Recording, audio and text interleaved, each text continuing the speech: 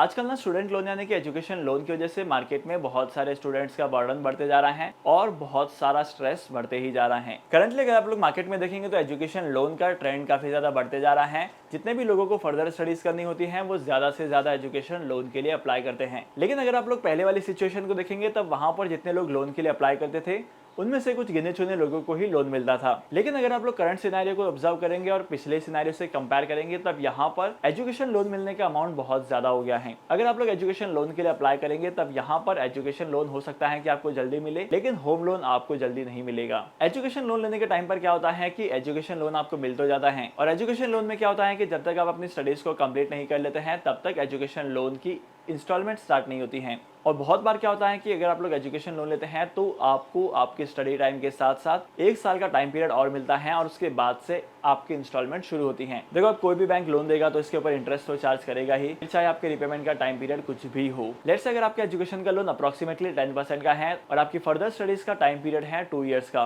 तो यहाँ पर आपको 3 साल का टाइम मिलेगा। यहाँ पर आपको आपके लोन का रिपेमेंट नहीं करना है। लेकिन इस 3 साल के टाइम पीरियड में क्या बैंक आपके इंटरेस्ट का कैलकुलेशन नहीं करेगी? डेफिनेटली बैंक आपके एजुकेशन लोन के जो अमाउंट है उसके ऊपर का इंटरेस्ट कैलकुलेट करेगी, और इन 3 साल में आपके प्रिंसिपल पर लगने वाले इंटरेस्ट का अमाउंट इतना ज्यादा बढ़ जाता है, आपके लोन का जो अमाउंट है वो कम से कम 10 to 15% तक इंक्रीज हो जाता है। और जब आपके रीपेमेंट का टाइम स्टार्ट होता है तब यहाँ पर आपको ये लोन होम लोन से भी ज्यादा महंगा पड़ता है, क्योंकि उन 3 साल में आपका इंटरेस्ट कंपाउंड हो चुका है और यहाँ पर आपको उस इंटरेस्ट के ऊपर भी इंटरेस्ट पे करना पड़ रहा है। और इसी की वजह से बहुत सारे लोगों का स्ट्रेस बढ़ते ही जाता है। और सबसे इंपॉर्टेंट बात यह है कि मार्केट में अगर रेपो रेट कम या ज्यादा होती है तो इस चीज का इम्पैक्ट भी एजुकेशन लोन पर पड़ता है।